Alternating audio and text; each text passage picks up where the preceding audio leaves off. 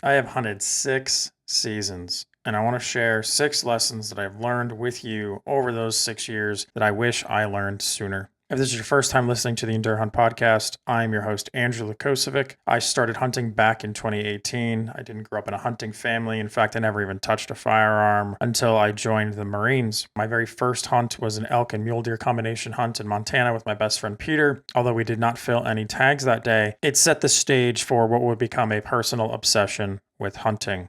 And since then, I have hunted 7 different states. I've hunted everything from whitetails out east and in the south. I've gone all over the west chasing elk and mule deer and pronghorn. And I've learned a lot of lessons over those 6 seasons. Today, I'm sharing 6 lessons that I learned the hard way so that you hopefully don't have to. We're going to cover everything from why hunts never go as planned, the balance between patience and aggression, and why hunt success changes over time. Lesson number 1 that I want to share with you is that every hunt is going to be harder than you expect. If you are a seasoned hunter, you know this already, but if you're like me, you're just getting started, maybe you have some experience with hunting whitetails and you're going out west for the first time. Every single hunt is harder than you expect it's going to be. I remember that first elk hunt that I planned in Utah. Now, I know that I said my first hunt, and my first hunt was in Montana, but I didn't plan that at all. The first hunt that I planned was in Utah. It was an over-the-counter any bull elk hunt. It was going to be me, 3 of my buddies, did all of the research, spent so much time doing e-scouting, read through all the reports on hunting success, animal quality, tried to set expectations, and then literally the first day I got out there, everything was completely different than I thought it was going to be. The very first day, the route driving into where we wanted to park was an awful road that we were not sure we were going to make it out of. Not only that, the route that we were going to hike to get to our camp didn't exist. What should have been about a 5-mile hike ended up being almost 8 miles, and we almost didn't make it.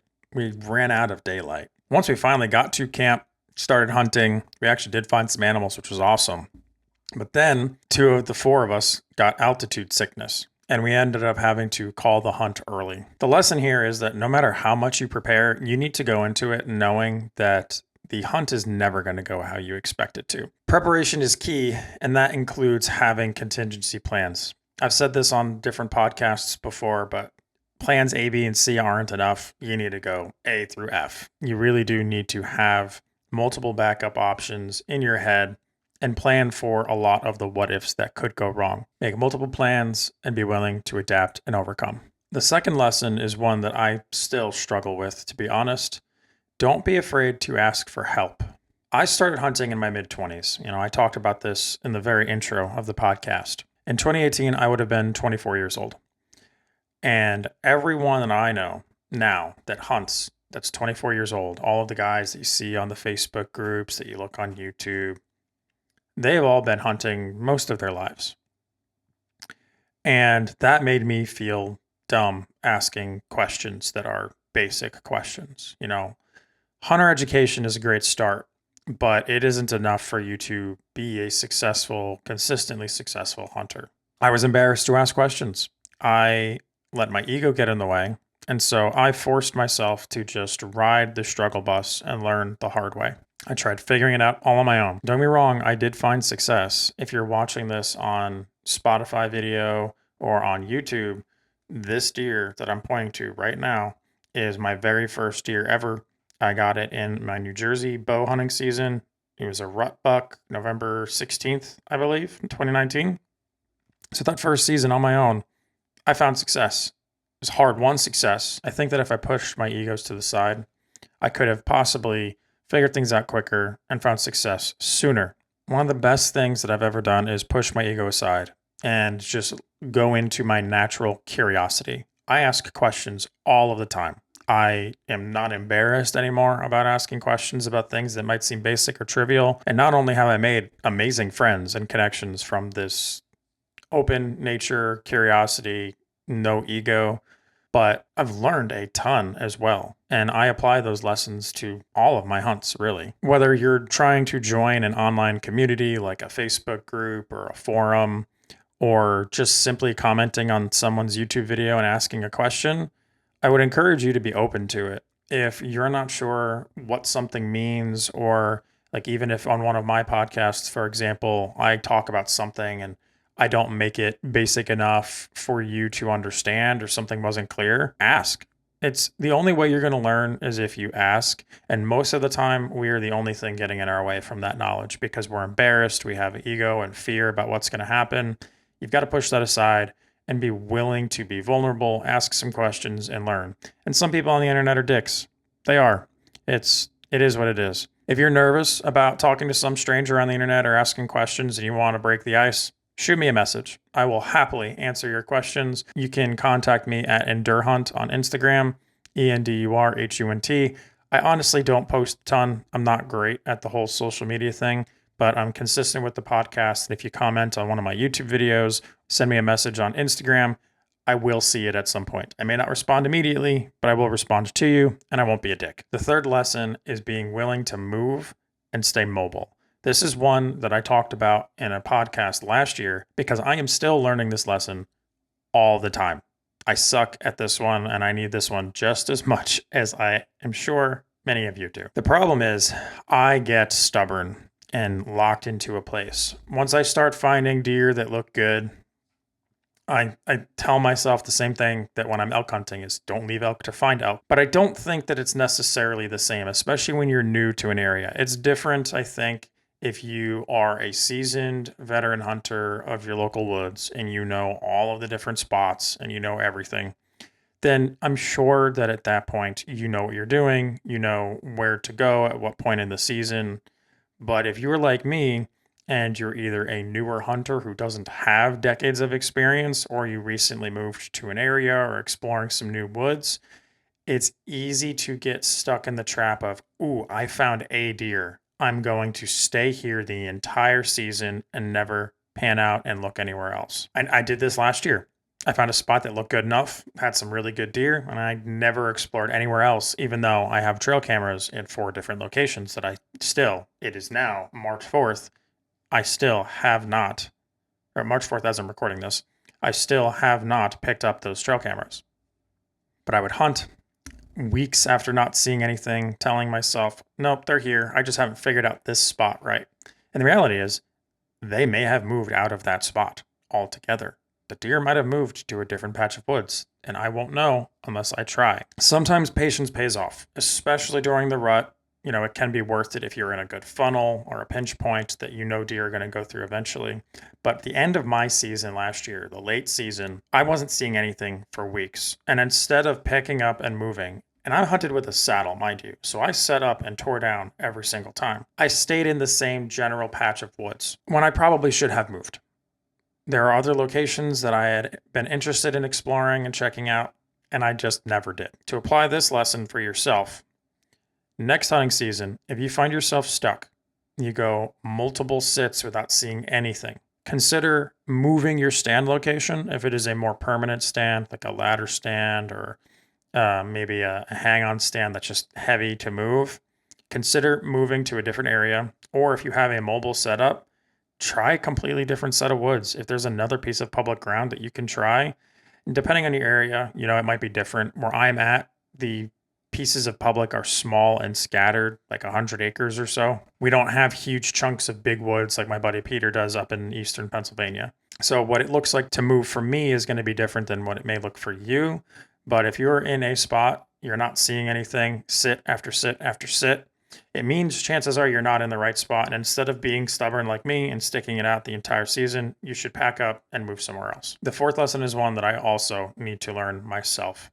It is mastering that balance between patience and aggression. My whitetail season here in Tennessee is kind of the perfect example of this lesson in a bad way.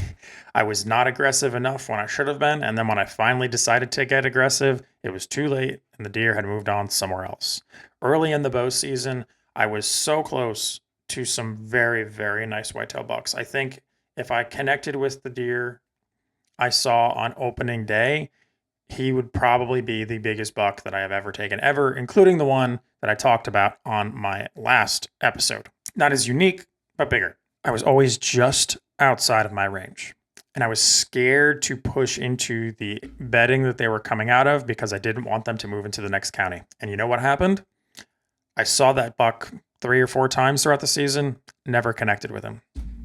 So whether he moved to the new county or not, my tactics did not work.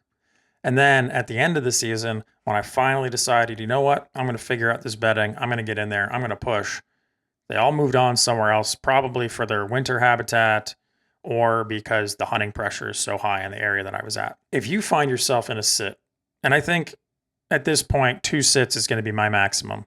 If I find myself in a sit on public land and I'm in my stand and I see deer, they're coming from somewhere that I am not in, right? So if I pick a spot on the map, I go in the dark and I see them consistently crossing this spot 100 yards in front of me, I'm not going to wait. I'm not going to sit in the same spot. I'm going to try and get downwind, figure that out the next time I go out there and be more aggressive. But once you find that spot, the key is not to jump around all the time because you do have to give a spot time to work. Once you know it's an area that they're going, that time of year, those weather conditions, however you figured it out, you do have to give it a few hunts to let it work in your favor. Just because you found a good spot does not mean that deer are going to go through there every single day. They are creatures of habit, but not necessarily going to walk the exact same route every single day. The key here is look through your situation, and we use this framework in the Marines, and I don't know if it's going to apply super well, but I'm going to try and explain it. It's called the OODA loop, and it stands for observe, orient, decide, and act. You have to observe where you're at, the situation that you're in, the spot on the map that you're at, and then orient yourself to where the action is. So if you see deer 200 yards away and they're in a different spot than you thought they were, understand the map, understand why they might be in that area. Don't just assume that they're always going to go to that spot. Look for the terrain features, the food sources, the bedding cover. You're going to have to do a little bit of analysis here. And then you have to make a decision based off of that observation and orientation. What are you going to do about it? Are you going to hunt in the same tree that you've been in, or are you going to relocate closer to where they're at?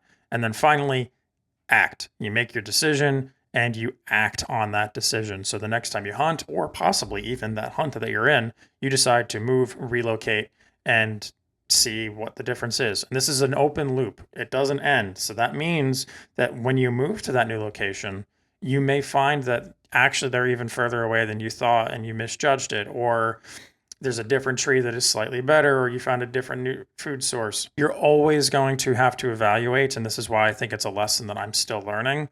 It never ends. As you grow as a deer hunter, you will understand and improve your balance of patience and aggression and knowing when to act and when to stay put.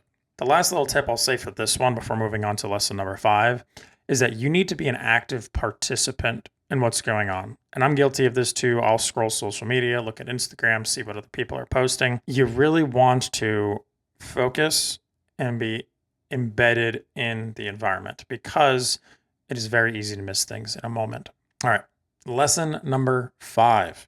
Your definition of hunting success changes over time. When I first started hunting, I wanted nothing more than to fill a tag. And there are still times when I feel this way. Like if I'm hunting a new species like mule deer, for example, that have been elusive to me, that's still my goal. When I go on a mule deer hunt, I am in kill mode and I just want to get any mule deer buck, basically. I have some desires, but for the most part, any mule deer buck. When it comes to other things though, like whitetail hunting, pronghorn hunting, my definition of success has changed. And it's not because I'm a wildly successful hunter.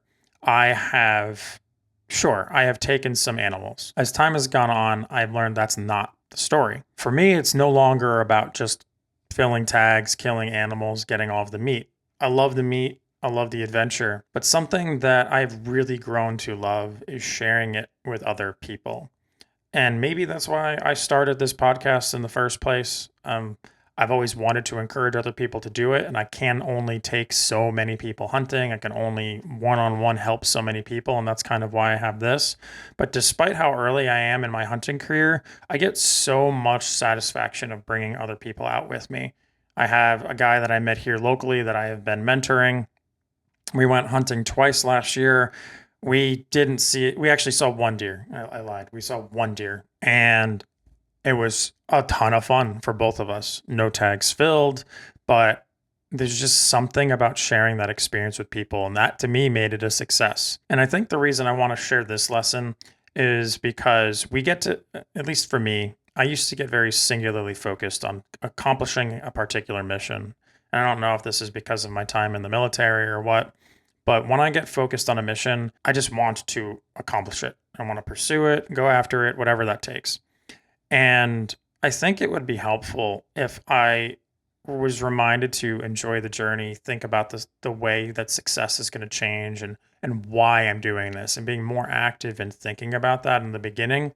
It may have helped me appreciate things more as I was going along in my journey. So while we're in this off season, think about what success while hunting means to you. Is it a filled tag? Is it time outdoors? Is it time with family or friends? Is it exploring and learning something new, trying something else? Those moments when you feel stressed during the hunting season, remind yourself of what success looks like. When you get fixated on filling a tag, remind yourself of why you're actually doing this, because I am sure that it's more than just filling a tag and filling the freezer. My sixth and final lesson is that perseverance is the key to hunting success. I have said this on so many different podcast episodes, and I will probably never, ever stop saying this, but you can't fill a tag if you give up. Hunting is incredibly hard. Lesson number one is it's going to be harder than you think it is. Everything's going to be more difficult. The weather turns, things change. The animals don't show up. You second guess yourself. You question whether or not you're a good hunter or whether or not you can do this. On those Western hunts, you start thinking about the money spent, the time away from home. So many people give up too soon. And I've done it myself before. I have thrown the towel in early when I know I should have stuck it out more. You have to remember that hunting is type 2 fun. In the moment, incredibly difficult, but when you look back on it, you will think of it fondly with good memories and be proud of what you've accomplished. In Arizona, I drew that, and I still couldn't believe it. I drew that elk tag, that late rifle elk bull tag. And I had never hunted Arizona before. And you go into it with some preconceived notions because you think, oh, it's Arizona, the bulls are amazing. But in reality, the population density isn't that high, at least in the unit that I was in. Although success is relatively high, I want to say that your odds of success were over 25 or 30% for that unit once you drew the tag. It's hard work. We didn't see a single bull for 5 days, not one. And I almost threw in the towel multiple times. I had Peter and my wife telling me, no, stick it out. You can do this. When I wanted to quit. And then the morning of the 5th day, we spot that bull and I fill my first ever bull tag and I get to experience my first ever pack out.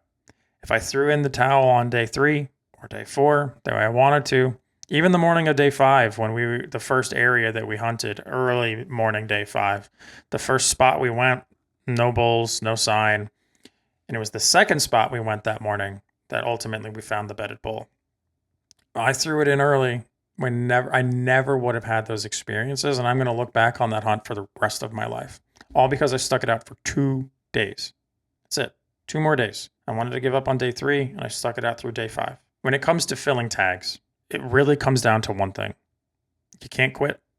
Keep going, adapt, and overcome. When the hunt gets tough, you're starting to feel the pressure. Remind yourself why you're out there.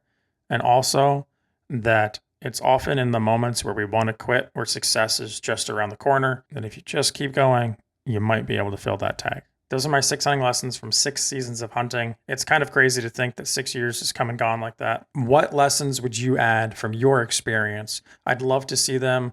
If you're on YouTube, drop a comment and tell me what lessons you would add to my list, or shoot me a message on Instagram at EndurHunt, EndurHunt. Let me know what lessons you would have added to this. And as always, I say that time is our most valuable asset.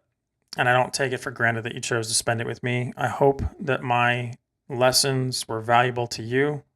And I'm looking so much forward to learning more lessons in the years to come. Thank y'all, and I'll see you next time.